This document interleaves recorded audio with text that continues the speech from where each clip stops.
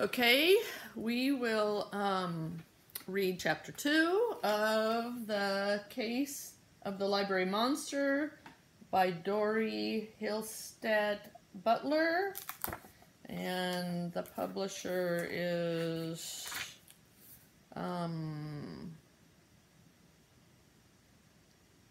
Albert Whitman Company. Yep. Okay, so remember, let's just review what happened in chapter 1. Buddy is in the library and he's being a dog that they can read to, but he is not paying attention because he can't read and he's sad about that. And then he's wondering if there's a ghost. And then doesn't he see something moving in one of the bookshelves? And then he says at the end, that's not a ghost hiding in there, it's a monster. Dun, dun, dun. Okay, so this chapter is called Busted. For a monster, he's not very big. In fact, he's way smaller than I am.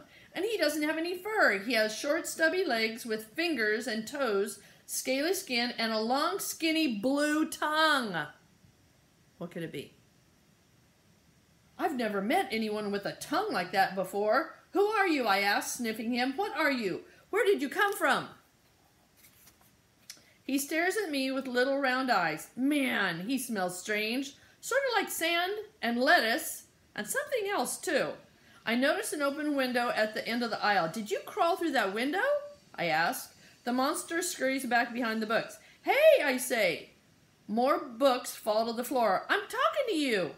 But that monster is fast. I climb over the books and stick my head under the shelf so I can see him. He's climbing up the inside of the shelves. Where are you going? I ask him. You can't hide in our bookshelves. Mrs. Warner wouldn't like that. I hear footsteps behind me. What are you barking at, buddy? Mrs. Christie asks. More footsteps and another voice. What are all those books doing on the floor? Uh-oh. Uh-oh. That's, who do you think it is? The cranky teacher. Mrs. Argus, yes. She's a teacher here. For some reason, she doesn't like me very much. I keep telling Mrs. Keene that dogs don't belong in school. Mrs. Argus scowls at the books that are scattered all around my feet. 2 or 5 kids peer around her. I can tell they think I'm a bad dog. It's not what you think, I tell them. There's a monster hiding in the bookshelves. Mrs. Christie smiles. I wonder if Buddy's found our mouse, she says. Mouse? Mrs. Argus leaps back. I don't think she likes mice any more than she likes me. It's not a mouse, I say. It's a monster, a real-life blue-tongued monster. He's hiding behind the books. Let me try to get him to come out. I scratch at the books and a few more come tumbling down. Okay, okay, Buddy, Mrs. Christie says, grabbing my leash. She bends down and peers between the shelves. Do you see him? I ask, wagging my tail. Look up between the shelves. That's where he went. Hello? I hear a man's voice behind me. Do you ladies work here? I turn. Hey, who's that guy? Sniff, sniff. And what's inside those cases he's carrying? Mrs. Christie stands up. You must be Bob the reptile guy, she says. I'm Mrs. Christie. What's a reptile guy? I wonder. I walk all around him, sniffing him up and down.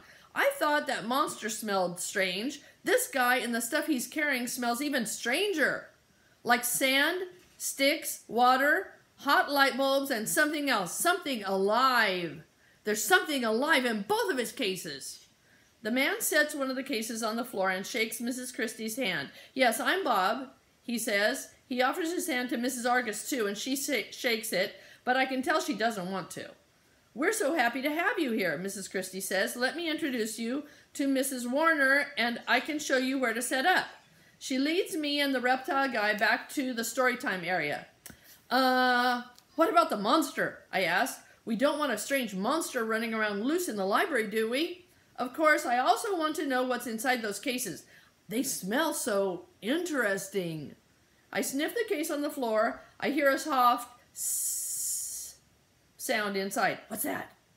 Sniff, sniff. Is there a snake in that case? I've smelled snakes before, but I've never actually met one. They always slither away before I can meet them. I hope I can meet this one. I have quite a bit more to carry in, Bob says. Why don't I go get everything else out of my van, and then you can introduce me to Mrs. Warner.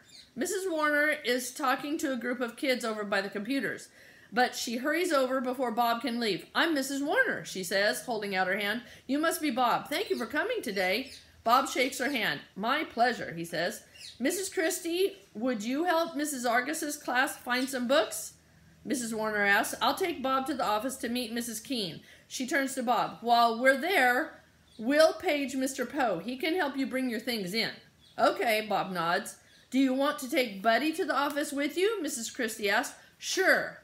Mrs. Warner reaches for my leash. I groan. I don't want to go back to the office. I want to meet the snake. I want to meet whoever's inside the other case, and I still have to find the monster that's hiding in the bookshelves. I don't think Mrs. Warner even knows there's a monster loose in her library. Come on, Buddy, Mrs. Warner says. No pulling on the leash. But, I say. But it's no use. Mrs. Warner and the reptile guy walk me to the office. Dun, dun, dun. Okay, so the next chapter is Whoever Heard of a Blue-Tongued Skink? Okay, tomorrow we'll do the next chapter. Bye-bye.